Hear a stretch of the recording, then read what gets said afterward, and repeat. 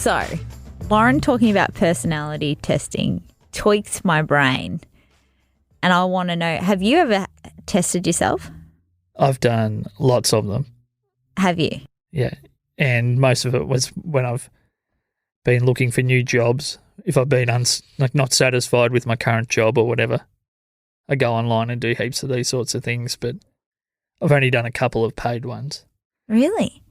Because Lauren was saying that she personality tests her new staff now, I suppose, to see whether they all fit in together and what sort of personality she needs slots in. But I did one once with a guy that I was working with at Mars. I did the Myers-Briggs one, and I sort of loved it because it came out that I was like a very, very rare personality type. It was like 2% of the population. I sort of was like, you know how I was like, validation. Yep, I knew I was weird and rare, and this confirms all of the above. Yeah. But Lauren's one is a little bit more like generic, I would say. It's maybe not as in-depth, but it's still a good insight. And she uses the colour code one, which we'll have linked up if people want to do it. So yeah. So I want to put it to you, Josh. What's your personality type? Because I've made you do it. What you have? It? Yeah. Mine was blue. So I've got the blue on the screen here. Mm-hmm. So my main motive, and these personality tests, I guess, are based on what motivates you most in life, I guess. Which makes it makes sense of why you would fit that into your workplace. So you know how to approach people, how to get the best work out of them. Mine is blue. So blues are seen as do-gooders, and intimacy is our main, I guess, concern and connecting with people. We also like to have quality relationships. So I guess blue people, from what I'm reading here, have a focus on quality as well. Yeah. And they're seen as quite loyal and sincere and thoughtful. So those are all very positive words, but I like that it started off with what could be seen as a little pejorative, a do-gooder. And as much as I think that I'm a bit rebellious because I am capable of extreme sarcasm and biting comments, I find it very hard to be really actually mean or rude to people without dwelling on it for like 3 days. Yeah. I'm not good at being mean. No. So when I got the blue result, I was like, yeah, that's pretty much it.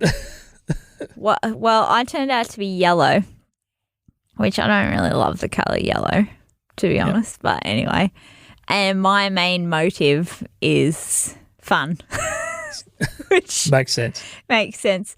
Motivated by fun, inviting and embrace life as a party that they're hosting, which, makes a lot of sense. Playful interaction and can be extremely sociable, which I think is counterintuitive to what you're seeing of me lately, where I say to you, I get overpeopled. I'm very sociable, but I also like a little bit of like quiet time without the people around. Yellows need to be adored and praised. Come on, bring it at me. I'm just going to agree with that one. No. I was going to say, can I have some praise and adoration, you get please? enough of that? Typically carry within themselves the gift of a good heart. So I would agree with that. Yeah. Did you read what I am yellow for a better relationship with me? Did you read those two boxes? No. So for me... This is for people to get along with someone who is yellow? Yeah. So for me, if you want to get along with me, you must accept playful teasing, enjoy my charismatic innocence, value my social skills, and remember, though, that I feel deeply. You must not push me too intensely, ignore me. Let's all laugh about that. That sounds familiar. That's where if I haven't written back to your message within 5 seconds, there's like a follow-up message. Forget my creativity. Think I'm a lightweight or criticize me seriously as opposed to just playfully. Okay, so... I think they're quite valuable, actually. It is. And a lot of those things do sound like you. The better I get to know you, the more accurate I think that is. But I've always thought about you as being someone that's open to constructive criticism, or you just always are searching for what did you think, or what could I have done better, and all these things. Is the yellow personality, are you doing that as a little bit of trying to get ahead of potential real criticism by searching out the positive critiques first? I'm just asking the question. No, I think if anyone is going to analyze stuff already, it's me. So I will already have a pretty heavy critique on what I thought I did right and wrong, but sometimes it's too heavy, I would say. And your own critique. Yes. Yeah, I would agree with that. And maybe I often will just want to be better, and that comes across as, well, the thing that ties into actually is the people that I'm working around. I want that to be better as well. So, for instance, for you, if I'm asking critique on something that I did, it's how can I improve myself to better support you or better support an event. So it's all about sort of the end goal of, yeah, but of course I want a little bit of praise. The constructiveness is around definitely wanting to improve myself. Nice things are also wanted, but not fluffy. Yeah. Not smoke up my ass, because I will see through that a fucking mile away. Sorry. That's the truth. Excuse the language. Yeah. Don't say it just for the sake of saying it. One thing that, I mean, this validated some of what the past tests have said about me as well. And part of that is that I am a much more sensitive person than I pretend to be. Mm-hmm. A lot of people look at me that I can hyper logic my way through any particular situation and not get too emotionally attached to anything at that time. Yeah. But that's only one version of me. If we're having an intellectual debate about something, I can normally weigh both sides of an argument without being too attached to my own emotion on one side or the other. Mm-hmm. And normally, if I feel like I'm emotionally pushed one way or getting pulled, that normally to me is a sign of you haven't thought about it enough. You might need to consider the other side. But by the same token, pardon me, my voice is dying, I am pretty sensitive. Yeah. Yeah.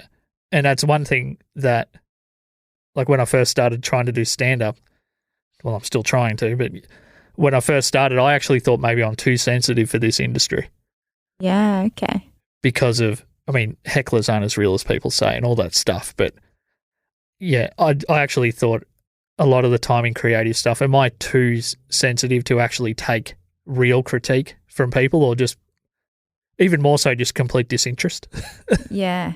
Maybe it's, I think a lot of creatives have a lot of self-doubt around like that end product. And if you're constantly swirling around in the creative headspace, you'd be thinking about what you could do better and whatnot. But the sensitivity thing is definitely something that I know from you, not necessarily because you wear that, but it's because of your awareness and sensitivity towards others. Yeah. But I would know that that's how you operate. Would you say that I'm a more sensitive person than you expected me to be, than when you first met me? I didn't have any expectations. I was just trying to navigate. I try not to have an expectation. I know that that's okay. So one of my key traits from another personality test that I will 100% commit to and lean into is judging. So I'm ENFJ, which is extroverted, intuitive feeling, judging type thing. And I would always have that initial judgment. But one thing that I do like to say is that I take the time and then the rational perspective to unravel that. That's a snap judgment, but I don't ever let that sort of cloud. I was just trying to navigate. To be honest, it was more about me and why do you want me on the podcast? Right then, that wasn't anything to, it was trying to navigate what your motives were around that. It wasn't you as a person. I think in the past, my creative sensitivities, and I don't mean that day to day I walk around like a raw nerve. I'm usually pretty resilient to things, but I mean in just the world of creating things, I think it's always manifested as I will circumvent people's opinions by offering them what seems like this really open door to critique me. But it's a door that I've decided how wide, how tall, and where the destination is of that door. Yeah. And it's almost, I see it in myself more and more, and not so much now. And it's something, honestly, I've learnt from telling jokes, because nothing matters except whether people laugh. Yeah. Like it's the most brutal evaluation I've ever had moment to moment in anything I've done creatively, because only one thing matters, and you don't get a chance to say, hey, that joke was good because of X, Y, Z. And then people are going to just boo you off the can't explain your joke after correct. You've said the joke. It's either funny or not. But I think I've always protected myself by allowing a range of opinion within a small space. Mm-hmm. Like, critique me as heavily as you want inside this bubble, and it kind of, I feel bad about doing that, but it's something I've seen in myself. And it was when I did one of the Big Five personality test, I think it was, through Stanford, a free online university test that they use for research. That kind of came back because I had a very weird result where they're like, well, you're probably the type of person that, protects themselves but, is open to critique. But only, so it was a pretty strange result that I got from that. And this is the sort of stuff that you feel about yourself, or you think, oh, am I doing this or that, or why am I doing that? And sometimes doing a test like this reminds you of who you really are. Yeah, I think we should delve into it a bit more personally. But I will say, for me, my way of protecting myself is to critique myself more heavily than anyone else. Right. Because I remember, like, within football or all those, if I sort of come up with the quip first, it hurts a lot less if it comes out of your own mouth. Yeah. Than if someone else says it directly to you. So you're talking extreme self-deprecation, or? Not necessarily extreme, just that's like a broad sweep. It can be self-deprecation. It can be, sexualization, like a inappropriate joke or something like that. And if I always had the upper hand where I was quicker, then it just took the gloss off them doing it. Yeah, okay. Yeah, I know. So that's probably partly developed me being so quick, I think, is because I can shoot people down pretty quickly. Yeah. If I need to, which is less so now. I feel like you guys that are being nice to me at the moment are maybe making me lose my edge. You do go through phases, I've noticed, where you need to remind everyone about your edge.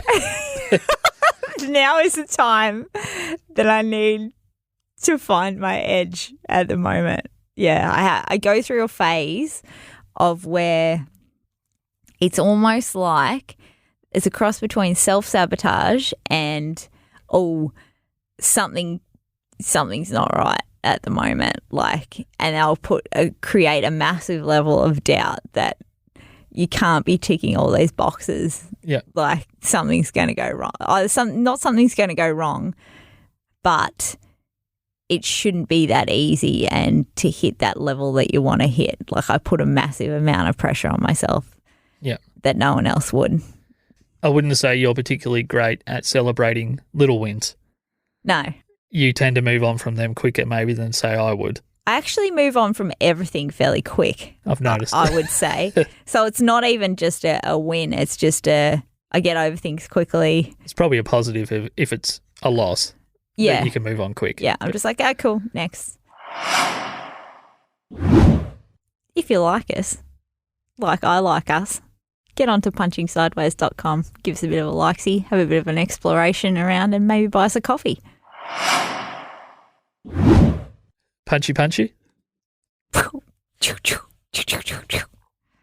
If I punched like that, that would be very ineffective. I've just realised right now that would not even be like a little love tap. No. Sorry. Sorry, Mohammed. They barely made it past the barrier of the couch. I really need, you'd have to fully. I did learn how to do kickboxing at one point. All right. Guess what my best move is? Gosh, I don't know. I'm going to say a roundhouse. Actually leaving the ground. No. No. Oh, God, that takes a lot of coordination that I don't have. Right. Elbows. Oh, I was a mean, I had a mean elbow. Oh, mate. I could. Yeah. It's less lever, so my arm's not as extended. I can control it and I can just, hit them with that hard bone. Yeah, the best. The best. That's like a little insight into let's just not go there. So, talking of hitting things, I think you and I have both had a weird incident this week involving car doors and hitting stuff.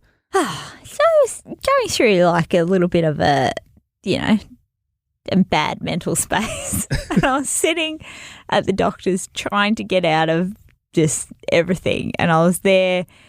Do you ever get into a space where you just can't get out of the car and you're just sitting there procrastinating on what needs to be done and it's just monopolising time? Yep. So I was in the car and then I just felt this bang. And I looked across and there's this old lady who's just banged her door open on my car. And I looked at her and she sort of looked and then she just looked funny, closed the door and then decided that she just needed to repark. And that was it. That was it. That was it. Didn't even acknowledge me. Just was like, there's not enough room for me to get out. Well, clearly, I'm just going to repark. That's and that was the end of it. And I was like, Was there an apology? No. It was just like on blatant like entitlement things. And I even, to the point where I thought, have I wronged her and not given her enough room to park? Are you half in there, Park? Yeah. So I looked beside me and I was like, no, you're in your park properly. Like you haven't intruded into another car park. But yeah, she made me doubt my own parking capabilities. And as you know, Josh, I'm an amazing parker. You are, which frustrates me to no end.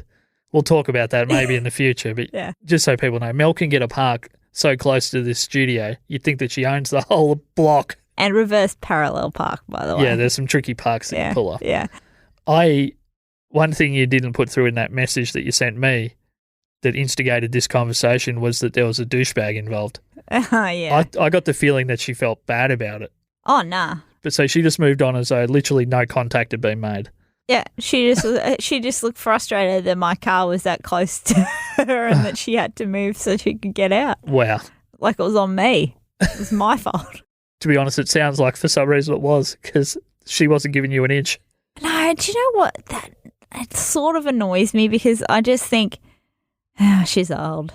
I mean, is it a battle worth getting into, really? A little scratch on my car. Yeah. Is it worth it? But I don't love the sense of entitlement that people have sometimes. No.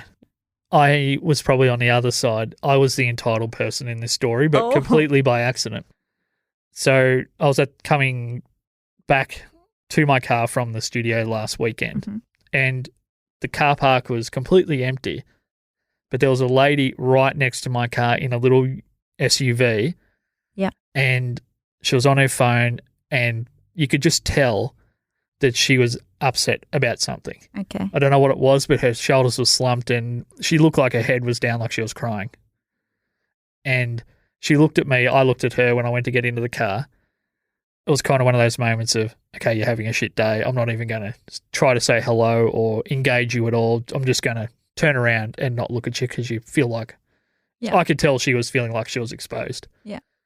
I tried really hard to open my car door to, you know how there's notches? Yeah.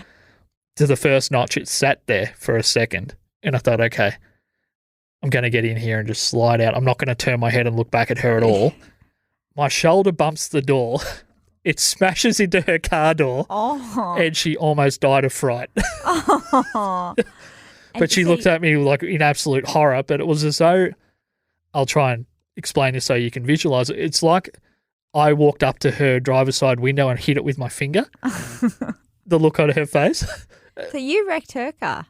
Well, I hardly touched it in the end. Okay. But it sounded like the noise. I'll do it on my phone. Hopefully people can hear this. It sounded like this. Like that. It just hit just the tiniest bit, but it was really hard. So you're like going, hey, Yeah. Snap out of it. But she thought that I was tapping on her window. Oh, no. Like, snap out of it. What's wrong with you? Oh, that would be awful. Yeah. I felt, and we've talked in the past how I can feel bad about things for days. Yeah. I felt bad about that. I still feel bad about that.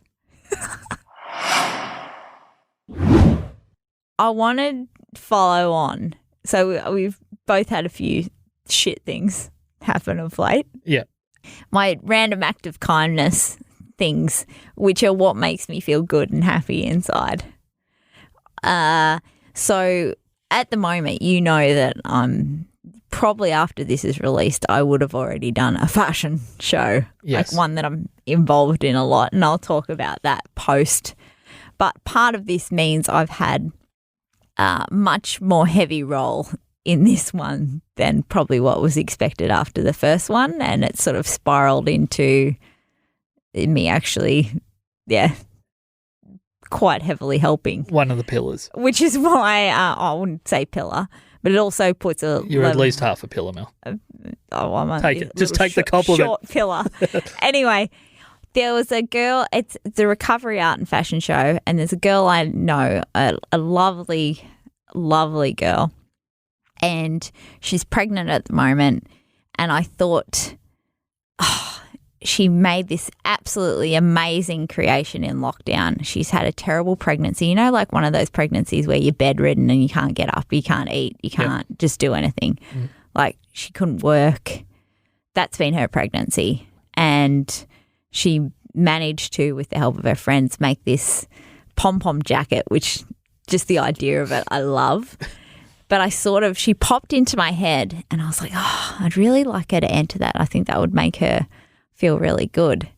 And she was like, oh, I can't believe you thought of me. Oh, that's so nice. Of course you'd have something to do with this and la la. So I've just felt really good. Like I was like, oh, I feel that's good. That's your yellow personality. Give me praise. Yeah. No, but I felt really good helping make her feel good. Like that's where I come in.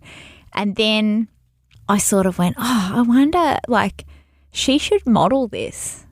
Because I have the zip power to say maybe this girl should model, and I thought it would be just so gorgeous for her to be able to get her hair and makeup done. She's sort of out of that, like she's just about to have a baby, and so she can sort of move around. She's past that peak morning sickness, and it would just be the ultimate. She's like, oh, I'm not a model. I'm like, you're gorgeous. It'd be great for you to model this.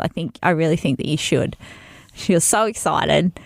And again, I'm like, oh, just love doing things that make people feel good. Like I love it so much. This is the best. We had the rehearsal the other week. And I was like, are you coming to rehearsal? She said, oh, I wouldn't miss it. And she's so excited. And I was messaging her. She turned up and we were going the run through. I was doing like the roll call and this is what we have to do and all this stuff. And then the next stage is like we break the models up into groups and they get like toured around the areas that they're going to be like getting dressed in and everything. And we had this girls group and we go, okay, this group B, inverted commas, is going this way, follow Bernadette. And she stood up, went to follow and went crash on the ground, fell down like a step that would have been like 2 inches and honestly looked like one of those chalk outline bodies that you see on the ground. And I was just like, and she's so pregnant too. So I'm just thinking, oh my God, baby, pregnant, all this stuff. And she was so embarrassed. And I was like, don't be embarrassed. It's like, oh, my ankles are so fat. They just gave way. And I was like, oh, don't worry. And I sort of just comforted her. Everyone was like completely lovely, but she was super embarrassed and didn't want to stress. I said, oh, like, don't worry. It's me. It's me. Don't worry. You know what I'm like. And she goes, actually, that's the only thing that makes me feel a bit better, knowing how accident prone and you're likely to have done. So I was like, phew, that's good. Then she sort of started saying like her foot was hurting a little bit. I was like, okay, you just sit here and don't worry and I'll video like the runway and everything and then you can learn. And I was checked up on her after. She goes, I'm just going to sit down because my foot's actually really hurting. I was like, do you want ice? And she goes, yeah, I actually think I should. So she was trying to be brave to start with. The next minute, I found out she has a broken foot. Oh, God. So she's got a broken foot and she's got carpal tunnel, so she can't use crutches. Oh, my So God. she has to use one of those leg wheelie things, a trolley. Jeez. Just to use a trolley. Oh, it's so bad. It's so bad. She has to use a trolley. So, and then next level, a moon boot. So Oh, God. she's in a moon boot and not allowed to wait there for 6 weeks. The only way she can get around is with a trolley because she can't use her hands properly because she's like had aggravated carpal tunnel from all this other stuff in her pregnancy going on. And she's due in 3.5 weeks. My gosh. So I have, by me trying to do this great good deed and make someone feel so much better about themselves, I've ruined her life. That's a bit dramatic, but It's pretty bad. you couldn't have done much worse to her. I know. So she's pretty much, sorry, I'm just banging the hands because I just can't believe. And this is what would usually happen to me, and I'd go, classic Mel. Ha.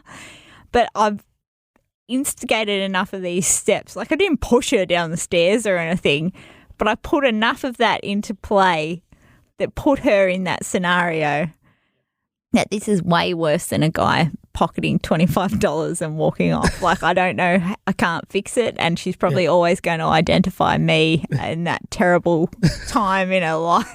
Yeah, she can't pay her fines with a used moon boot. Maybe to make you feel a little bit better, and just completely off topic, you told me a funny story recently about some time you spent on a computer that was being a bit disagreeable. Oh, yeah. So can you take us through that story? Because this is one of the great things I've ever heard. So, as part of my radio show that I have to go to a community station, which is basically the only community station around here, and I have to put the show on and press play. It also involves, you know, putting ads in and everything like that. But there's issues. It hasn't been updated for so long. The computer. The computer's so old. Like so old that Tyson Witham's show is on the desktop, who has been in commercial radio for 10 years. That's how old it is. Yeah, right. And every time you go in there, just pop-up stuff just starts to happen. There's pop-up porn everywhere. It's just everywhere. There's pop-up porn. Can you describe a pop-up porn for people at home? Pop-up porn is just like stuff that you wouldn't want. Yeah. If you have someone standing behind you and they just walk up Like a behind studio you, tour. like you don't want porn, like an actual ad for Has it got like the old school flashing like lights? real life porn popping up on your computer, like that level of pop-up porn that it's showing enough that people know exactly Yeah. what's so it's like the equivalent of someone looking at your Google history but just putting it straight in front of you. Yeah. And just going bang. And it's all porn. It's all porn. And it trips the computer out. And I have talked several times to the tech guys about could we potentially, you know, maybe do some antiviruses, do some checks, and, you know, we've got this pop-up porn issue. And they're just like, you can't do anything about pop-up porn. It's just there. You're just going to have to deal with it. I was like, I'm pretty sure you can do something about pop-up porn. One, we get rid of it and we do that. And then we don't look up porn on the general computer. That gets you every time. You can't do anything about pop-up porn. You can't. That was the exact statement, word for word. You can't do anything about pop-up porn. Yes, you can. You can do lots. And please stop looking up on it on the seat that I have to sit in, like, to do my show. That is good. Yeah. I don't know how to finish up. You can't do shit about pop-up podcasts, apparently. Geez, I wish we could get some pop-up podcast action going. Yeah, well, we need coffees to be able to do that. Please give us a bit of a review. Do that. Yeah, you can review us. Well, you can review us in Apple Podcast, maybe Spotify, I'm not sure. But you can also review us on Facebook, I think. Yeah, we had some really nice feedback from Beck Myers, who gave us a nice little share. That was quite delightful. A few other people are giving us a bit of love, which is nice. So thank you. And Beck is one, my mate Carl, and also Benny are three people that have been giving us a lot of support lately. Yeah. So thank you. I mean, thanks to everyone, but those three particularly have been really helping us. Yeah, they're great. They're just like a little consistent posse walking behind us like the Mighty Ducks. And also, please don't flag us for using the word porn 55 times in one episode. Don't put that in the review. No, don't do that. Okay, thanks, Mel. Laters.